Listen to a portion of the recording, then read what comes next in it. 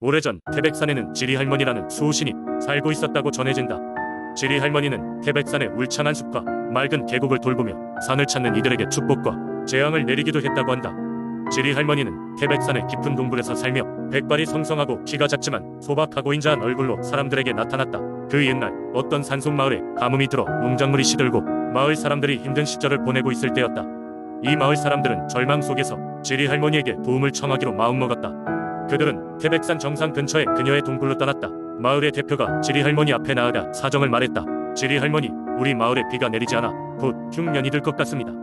제발 비를 내려 우리의 땅을 적셔주십시오. 지리할머니는 잠시 눈을 감고 깊은 생각에 잠겼다. 그녀의 마음속에는 마을 사람들의 간절함이 느껴졌다. 그리고는 천천히 눈을 뜨고 그들에게 말했다. 나는 너희의 진실한 마음을 느꼈다. 그 마음에 보답하여 비를 내릴 것이니 오늘 밤 너희 마을에 돌아가 늘 하던 대로 평화롭게 밤을 보내도록 하여라. 마을 사람들은 기쁜 마음으로 돌아갔고 그날 밤 하늘은 검은 구름으로 가득 차더니 이내 비가 내리기 시작했다. 그 비는 며칠간 쏟아졌고 마을의 농작물은 다시 푸르게 자라났다. 마을 사람들은 지리할머니에게 감사히 마음을 전하고자 약속했다. 매년 수확 후 첫 곡식을 그녀에게 바치기로 했다. 세월이 흐르고 마을은 번영하였다. 어느 해 마을에는 농사를 할 수 없는 큰 폭우가 내렸다. 이번엔 넘치는 물로 인해 피해를 입게 된 것이다. 마을 사람들은 또다시 지리할머니를 찾아가 도움을 청했다. 하지만 동굴에 이르렀을 때 지리할머니는 보이지 않았다. 그들은 지난 몇 년간 수확 후에 첫 곡식을 바치지 않은 것을 깨달았다. 마을의 번영 가운데 그만 감사의 마음을 잊어버린 것이다.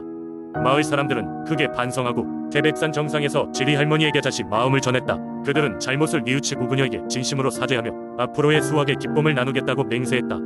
그러자 신비롭게도 날씨는 점차 잔잔해졌고 곧 마을은 다시 안정되었다. 그 이후로 마을 사람들은 지리할머니의 은혜를 잊지 않고 매년 정성껏 감사의 행사를 열었다고 한다. 이렇게 태백산의 전설은 대대로 내려오며 사람들에게 자연을 존중하고 감사하는 법을 일깨워주었다. 사람들은 지리할머니가 여전히 태백산 어딘가에 존재하며 산과 사람들을 수호하고 있다고 믿으며 그녀에게 기도를 올렸다. 두 번째 이야기, 옛날 옛적 지금의 양구 지역에는 아름다운 자연과 함께 다양한 민속 신앙이 존재했습니다. 그 중에서도 가장 유명한 것은 바로 산신령에 대한 신앙이었습니다. 산신령은 산을 지키고 마을 사람들을 보호하는 힘이 있는 신성한 존재로 믿어졌습니다. 양구 지역에 있는 한 마을에는 매년 봄마다 큰 제사가 열렸습니다. 이 제사는 산신령에게 마을의 평화와 풍요를 기원하는 중요한 행사였습니다. 마을 사람들은 이른 아침부터 모여 선물과 음식을 준비하였고 제사를 위해 산 정상의 작은 신당으로 향하였습니다. 그런데 어느 해 한 젊은 사내가 제사에 참석하지 않았습니다. 그의 이름은 김철수였고 그는 마을에서 힘이 좋고 재주가 뛰어난 청년으로 소문이 자자했습니다. 김철수는 산신령에 대한 믿음이 부족했던지 마을의 제사보다는 자신의 일에 더 집중하기를 원했습니다. 김철수는 그날도 산신령에 대한 제사를 무시하고 나무를 베기 위해 산 쪽으로 향했습니다. 그는 숲 깊숙이 들어가 큰 나무를 발견하고는 곧바로 도끼질을 시작했습니다. 그러던 중 이상한 소리가 들렸습니다. 숲의 바람 소리가 변하며 마치 속삭이듯 들리는 소리였습니다. 김철수는 잠시 멈칫했지만 이를 무시하고 다시 도끼질을 했습니다. 그 순간 하늘에서 번개가 치며 소나무에 번쩍하는 불이 붙었습니다. 김철수는 깜짝 놀라 몸을 피하려 했지만 발이 꼼짝도 하지 않았습니다. 눈앞에 나타난 것은 커다란 백호, 바로 산신령의 사자였습니다. 백호는 그르렁거리는 목소리로 김철수에게 말했습니다. 이 산의 법을 어겼느라 산의 영혼을 해치니 대가를 치러야 할 것이다. 김철수는 겁에 질렸지만 산신령의 자비를 구하며 자신의 무례함을 후회했습니다. 그는 마을의 제사에 참여하겠다고 맹세하며 용서를 빌었습니다. 백호는 그를 한참 동안 응시하더니 어느 순간 옅은 빛과 함께 사라졌습니다. 그 후 김철수는 마을에 돌아와 자신이 경험한 이야기를 모두에게 전했습니다. 마을 사람들은 이를 듣고 산신령의 존재와 힘을 다시금 깨닫고 매년 제사를 지내는 일을 더욱 성실히 하기로 했습니다. 김철수는 이후로도 산에 오르기는 했지만 언제나 산신령께 예를 다하며 마을의 전통을 지키는 중요한 역할을 맡게 되었습니다. 이렇게 양구의 산신령은 마을을 수호하며 오늘날까지도 사람들에게 경외의 대상으로 남아있습니다. 마을 사람들은 여전히 매년 봄이면 산신령에게 감사와 기도를 드리며 자연과 조화를 이루며 살아가고 있습니다. 그리고 김철수의 이야기는 양구의 전설로 전해져 내려오며 산신령의 가르침을 알리고 있습니다. 세 번째 이야기, 옛날 옛적 충주의 깊은 산속에는 밤마다 인간의 세상을 지키는 여우가 살고 있었다고 한다. 이 여우는 단순한 여우가 아니었다. 백여우라고 불리며 100마리의 여우의 영혼이 하나로 모여 이루어진 신비로운 존재였다. 그 여우는 낮에는 산속 깊은 곳에 숨어 있다가 밤이 되면 몽환적인 빛을 내며 마을을 배회했다고 한다. 사람들은 처음엔 이를 두려워했지만 어느 날 밤 마을에 큰 화재가 일어났을 때 여우가 나타나 휘몰아치는 불길 속에서 사람들을 안전한 곳으로 인도해 주었다. 이후 마을 사람들은 이 여우의 존재를 경외하게 되었고 그녀가 밤하늘의 수호자로서 자신들을 지켜준다고 믿게 되었다. 마을의 한 노인은 여우를 모시기 위해 산속에 직접 작은 사당을 세웠다.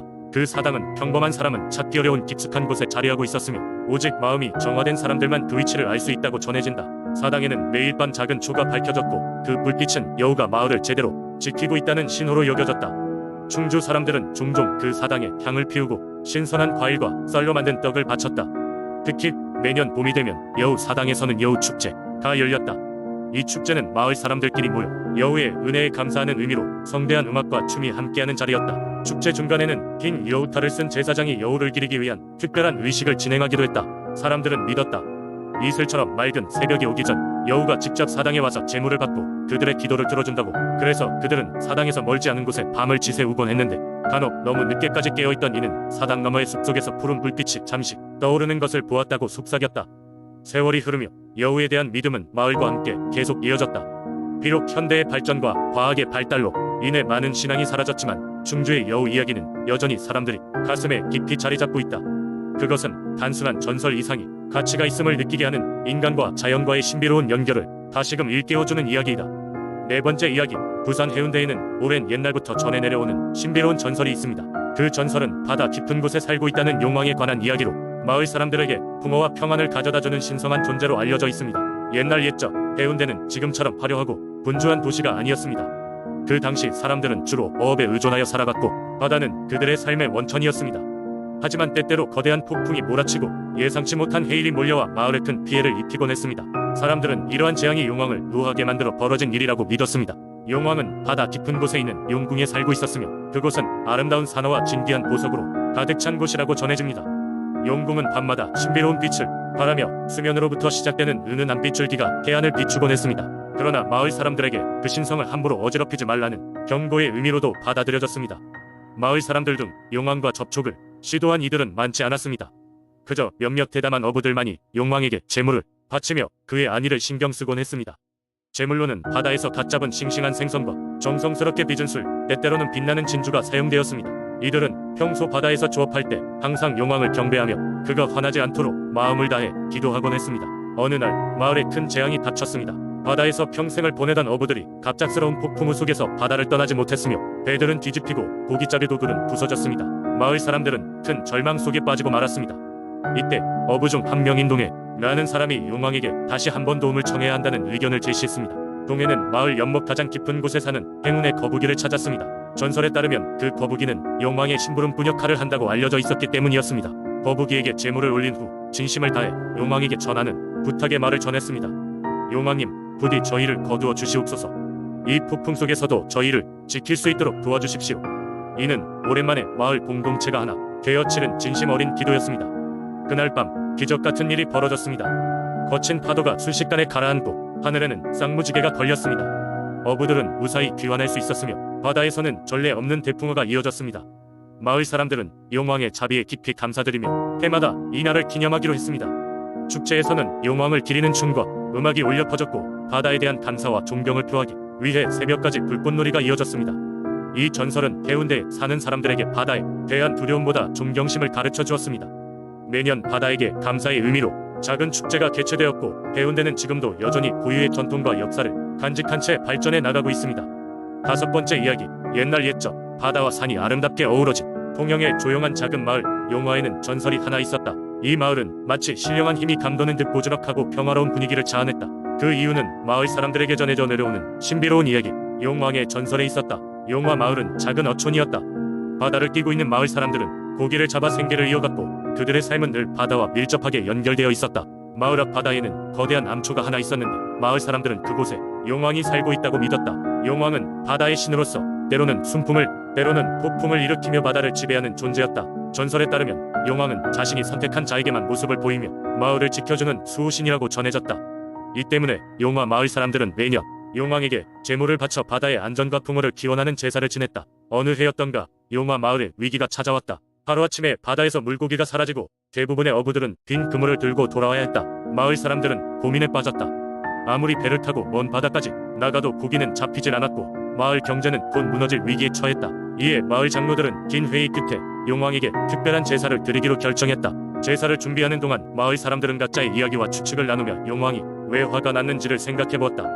어떤 이들은 최근 마을에 들어온 외부인들 때문이라 했고, 어떤 이들은 제사가 부족했기 때문이라 했다. 제사가 열리던 날 마을 사람들은 준비한 제물을 들고 해안가로 모였다. 제사는 마을의 가장 오래된 나무 앞에서 이루어졌다. 그 나무는 용왕이 처음으로 모습을 드러냈던 곳이라고 전해졌기 때문이었다. 촛불이 밝혀지고 기도의 향연이 시작되었다. 그러던 도중 바람이 불기 시작했다. 처음에는 나긋한 바람이었는데 차츰 강해지더니 마치 태풍이 몰아치는 듯한 거센 바람이 되었다. 마을 사람들은 모두 두려워하며 제단을 지키고 있었다. 그때 갑자기 바다가 크게 출렁였고 마치 용이 바다를 가르는 듯한 형상이 출현했다. 용화 마을에 사는 한 노파는 두 눈 가득 고인 눈물로 모든 사람들에게 말했다. 용왕이 우리에게 말씀을 전하고 계십니다. 그의 분노는 우리가 바다와 자연을 소중히 대하지 않은 데서 비롯된 것입니다. 우리가 자연을 아끼고 존경심을 가지고 대해야 한다고 알려주고 계십니다. 그 후로 마을 사람들은 더욱더 바다를 신성하게 생각하며 환경을 보존하기 위해 노력했다. 용화 마을은 다시금 붕어를 맞이하게 되었고 바다는 말 그대로 산란의 허브로 부활했다. 이 이야기 이후로 용화 마을의 사람들은 늘 용왕과 자연의 조화를 마음속 깊이 새기며 살아가고 있다. 용왕이란 단순한 전설 이상의 의미로 자리잡았고 마을 사람들에게는 진실된 삶의 가르침이 되었다. 이렇게 용왕의 전설은 오늘날까지도 통영의 용화 마을에서 전승되며 세대를 이어 존경받고 있는 것이다.